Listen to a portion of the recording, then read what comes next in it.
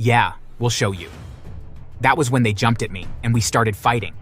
They kept hitting me until finally I blacked out. When I woke up, they were gone.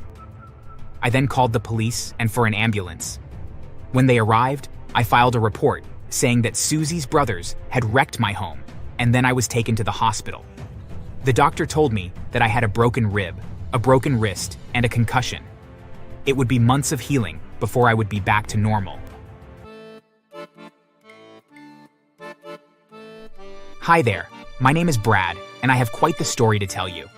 This is back when I was single and dating way before I met my wife. I had met this girl Susie at a coffee shop. She was sitting alone and reading a book and looked adorable. I went up and asked her for her number, and within a couple of weeks, we went out on a date to a fancy restaurant. Looking back on how our conversation went, I should have seen it as a massive red flag. I hope this place is good. I've never been here before, but I've heard some really good things. Oh, it's good. This place is fancy enough. I'm glad you didn't cheap out. So many guys spend too little on dates. Is that really important? Oh, yeah. It really goes to show if a guy is too poor or not. Like I said, it should have been a sign that things weren't starting off on a good foot. At the time, though, I hadn't had a lot of experience dating, and I really didn't know much about setting boundaries or knowing what kind of toxic behavior to avoid.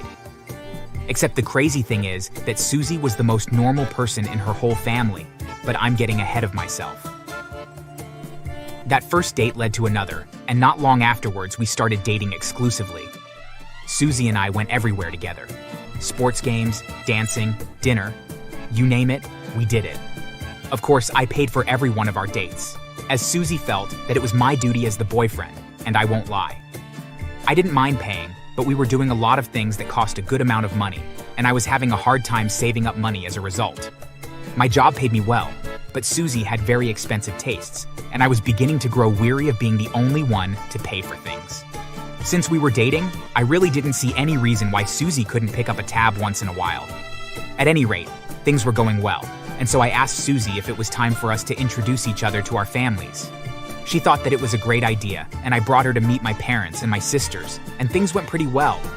My sisters did make faces when Susie would speak, but I thought that it was just them being jealous.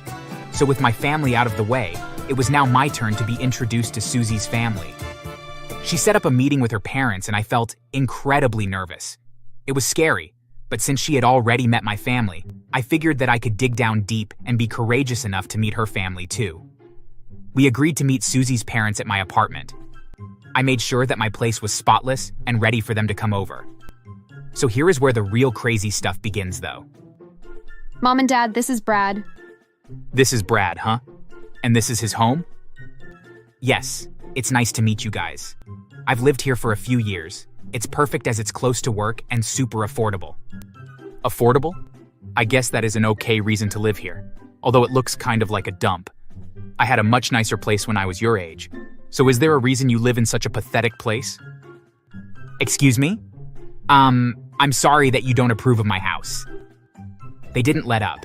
They spoke poorly of the food that I served, of the furniture I own, and literally everything about my life. It was obvious that they really did approve of me, or at least that was what I thought, until the very end of the night, when Susie and her parents broke out in laughter. I was so hurt and confused that I didn't know what to make of it, until I realized her dad, her broken, very expensive portrait I had on my wall. What is going on? Why are you laughing? Why did you broke my expensive portrait? Yeah, my parents were just playing a joke on you. It's just the way our family is. You better get used to it. Okay. That doesn't feel like a joke to me. That is expensive, for crying out loud. Oh, lighten up. Susie's father punched me playfully in the arm, a bit too hard actually. I actually had a bruise from it afterwards, and I really didn't appreciate their twisted idea of a joke, but what choice did I have? After that, things were pretty good for a bit. Susie and I were quickly falling in love with each other, and were beginning to talk about possibly moving in with each other. And that was when I met her brothers. I had just gotten home from work, and I found the door to my apartment busted open, and my apartment was in shambles. Someone had ransacked the place and broken dishes, my television, and had rubbed dirt, and what I had to assume was ketchup and mustard all over my bed and couch. I didn't know what to do, but I was about to call up the police, and when Susie and two men roughly her age walked into my apartment. Oh my God, Susie, look at this! Can you believe that some deranged person would break into my home and trash it like this? Who does something like that? Wow, that's terrible.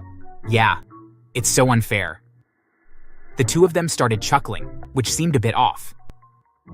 After all, someone had caused close to $1,750 worth of damage, and that was when I got incredibly frustrated with them. After all, who chuckles at someone else's misfortune like that? And then, it suddenly dawned on me. Oh, for crying out loud, did you two do this? Us? No, we would never do that. Yeah, what would make you think we would play a prank on you like that? That would be way too mean. They started chuckling more and more, and they refused to say why. At least until they burst out laughing full on. I knew it. You idiots are going to pay for what you did to my place. Do you have any idea how much money you wasted by destroying my belongings? Idiots, you got some mouth on you. Yeah, we'll show you. That was when they jumped at me and we started fighting. They kept hitting me until finally I blacked out. When I woke up, they were gone. I then called the police and for an ambulance. When they arrived, I filed a report saying that Susie's brothers had wrecked my home, and then I was taken to the hospital. The doctor told me that I had a broken rib, a broken wrist, and a concussion. It would be months of healing before I would be back to normal. Meanwhile, I was seriously considering breaking up with Susie. I had already filed charges against her brothers, and I was really annoyed that so far her family had proven themselves to be a complete nightmare. Suddenly my phone began to ring, and I saw that it was Susie calling. I briefly considered just letting it go to voicemail and dodging her call, but then changed my mind and picked up. Damn it, Brad. Why did you call the police? They just arrested my brothers. Good. After what they did to my home and then to me, they deserve to be put behind bars. It was just a stupid prank. Why do you have to be such a baby? Can't you take a joke? What they did wasn't a joke. They crossed so many lines. Susie, for crying out loud. They destroyed my home. That isn't a joke. That's a serious crime. What is wrong with you? I'm not gonna lie. Your family is insane. Oh, give me a break. My family is just eccentric. This is nothing compared to the pranks they pulled on my last boyfriend. Now, if you love me, you'll drop the charges against my brothers. Well, I guess I don't love you then. Because those assholes can rot in prison for all I care. It was then that I hung up on her and blocked her number. I then went to a lawyer and had them file a lawsuit against Susie's brothers.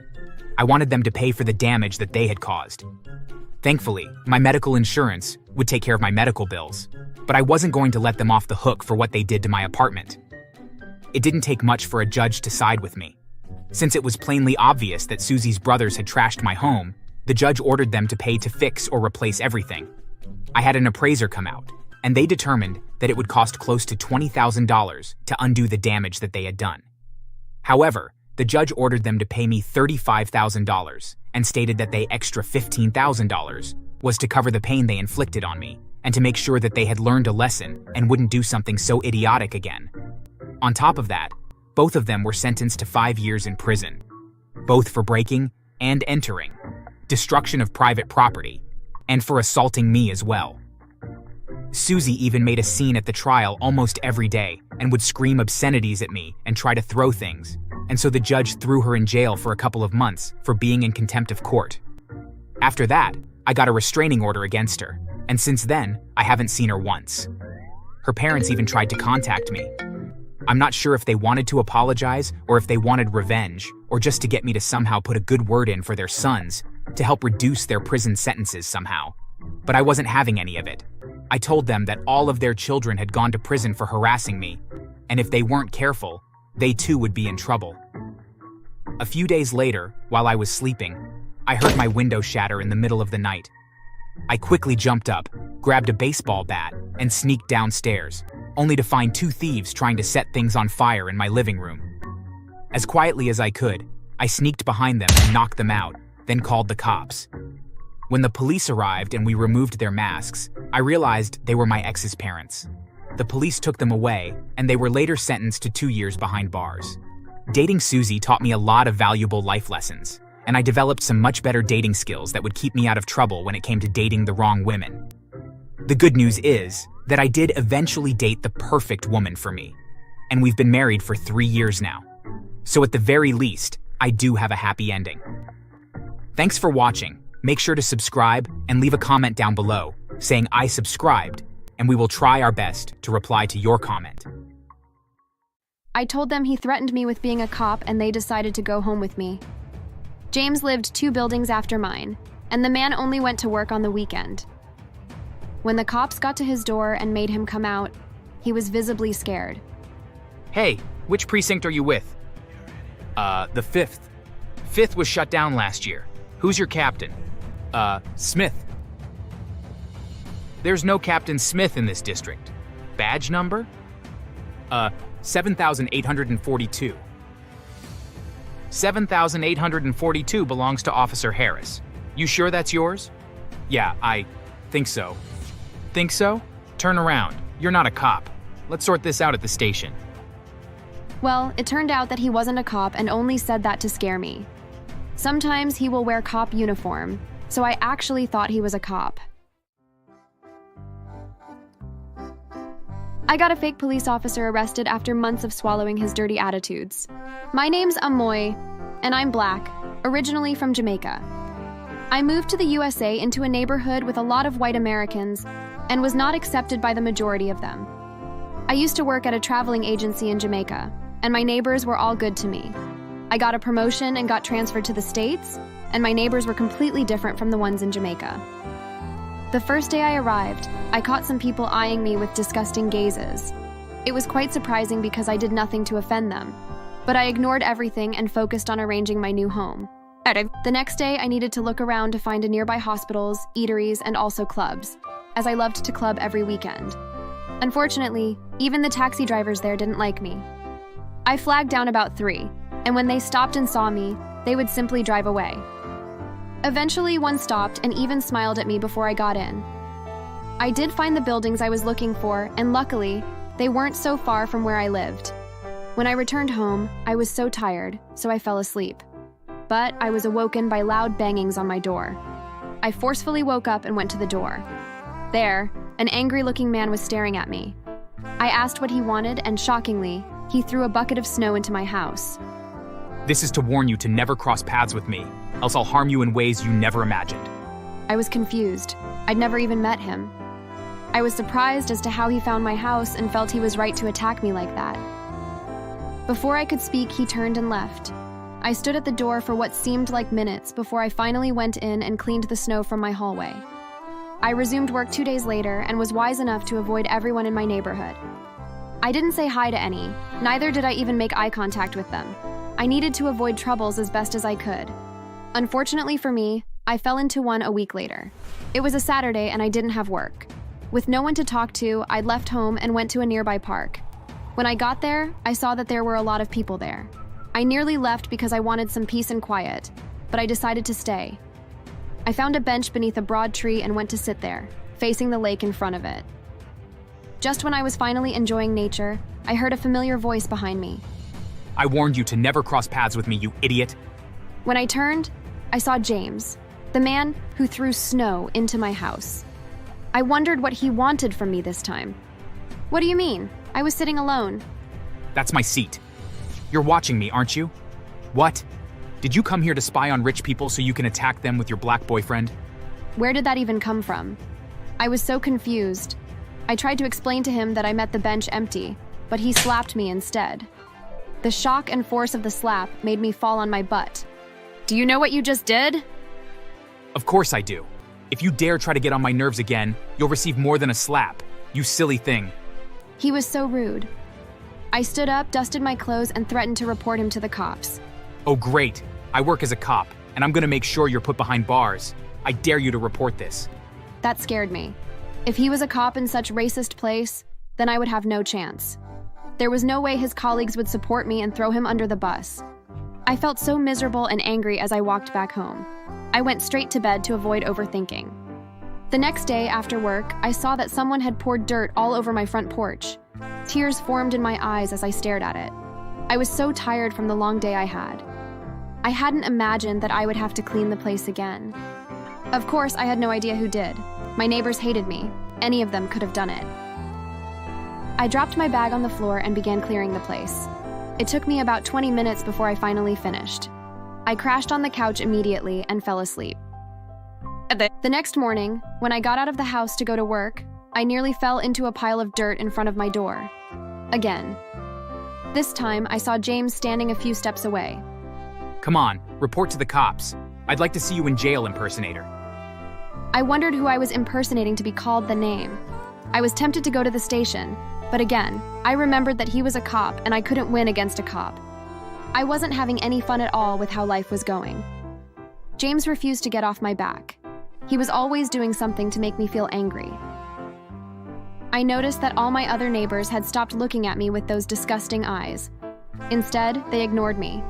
I was grateful for that and wished James would do the same, but he was adamant on making my life a living hell. One day, on my way home from work, I came across two elderly ladies carrying heavy bags. I was tempted to help them with it, but I was also scared of getting shooed away. Unable to watch them struggle with the bags any longer, I went forward and asked to help them. They looked surprised, but allowed me. Even though I was tired, I carried the bags to their home, and they were so thankful to me. Another day, I helped a little injured girl by carrying her home, and her parents had the same look of surprise before they thanked me. I helped other neighbors randomly whenever they seemed to need help. Luckily, they never refused, and always thanked me afterward. James didn't stop harassing. Once, he even threw an egg at me right after I stepped out of my house to head to work. I was forced to go back in and change my clothes. I would report him to my neighbors, but even though I'd helped them a lot of times, I wasn't close enough to them to initiate any conversation. I felt so alone and frustrated by James's actions. One day, after he poured paint on me for shutting my door too loudly, I decided that I'd had enough. The next morning, I headed straight to the station to report James. Surprisingly, the cops weren't racists as I'd expected. When I told them about all of his behaviors, they were both shocked and irritated. I told them he threatened me with being a cop and they decided to go home with me. James lived 2 buildings after mine, and the man only went to work on the weekend. When the cops got to his door and made him come out, he was visibly scared. Hey, which precinct are you with? The 5th. 5th was shut down last year. Who's your captain? Smith. There's no Captain Smith in this district. Badge number? 7,842. 7,842 belongs to Officer Harris. You sure that's yours? Yeah, I think so. Think so? Turn around. You're not a cop. Let's sort this out at the station. Well, it turned out that he wasn't a cop and only said that to scare me. Sometimes he will wear cop uniform, so I actually thought he was a cop. I couldn't believe that he made me believe such a lie for 2 months. He was immediately arrested. At the station, the cops were angry at him for being racist and also lying about who he was. He was kept in the cell until I was ready to press charges. Before he was taken in, he cried and apologized to me. That was giving me second thoughts about pressing charges. I decided to let him be in the custody of the cops before I could finalize what to do to him. Shockingly, 2 days later, I got a call from the station. James had escaped. I was so scared. How was it possible for him to escape the custody of the cops? I was so scared because I suspected him coming after me. Well, my suspicions were true because I came home from the station to see that someone had broken into my house. Before leaving, I'd left a few dollar bills on my table and I returned to see it gone. I knew James broke into my house and stole them. I contacted the police to tell them about it, and they promised to find James and arrest him. I lived in fear. At night, I would hear knocks on my windows and door, but if I went to check, I would find no one there. Other times, I would see a poster of a clown there. I could barely sleep. I was restless and uncomfortable. One day, while doing my laundry, I heard my front door open and the sound of footsteps. I began trembling as I walked out of the bathroom. When I reached the living room, I didn't find anyone. Before I could turn, someone's hand came around my neck and put me in a headlock. I tried to scream, but the grip was too strong. Didn't I warn you to not mess with me? How dare you report me to the cops? He let go of me and manhandled me to face him, then slapped me harshly, causing me to yelp and fall to the floor. I screamed for help, but another slap shut me up. James began to hit me. He threw punches and slaps everywhere, laughing as he did. He then started throwing petrol to set my house on fire with me in it. Luckily for me, 3 of my neighbors rushed into my house and pulled James away. Apparently, they'd heard my scream and rushed over. They gave James a few punches to weaken him before they tied him and called the cops, who came and took him away. I followed them, alongside my neighbors. On the way, they kept asking if I was okay. I felt so grateful to them because I hadn't expected anyone to help me. James ended up going to jail because he was found guilty after I wasted no time in pressing charges. Most of my neighbors came to me to apologize on his behalf, and also the way they treated me when I first moved in. Of course, I forgave them. The others would give me reassuring stares if we crossed paths or ask if I was doing good. It felt so great to see that my neighbors didn't have any more hatred for me. Some cab drivers were still racists, as well as some people in the club, but I didn't mind. I just avoided them. After a month in jail, James tried to escape again, but he was caught and shot at by the cops. After his wound was treated, he was moved to another prison where dangerous criminals were. They found out about James's attempt to escape prison, just to assault a black woman and burn her house, which made them furious. This led to him being severely beaten. He ended up with a fractured nose, broken legs and ribs, and a deep wound in his left eye. Again, he was taken to the hospital where the doctor accidentally sent a nurse who was still learning to treat James. The nurse injected him wrongly, and he got injured in the butt, which caused him to lie on his chest for weeks. Eventually, he returned to jail, but with a nearly blind eye and a permanent ankle injury that caused him to limp.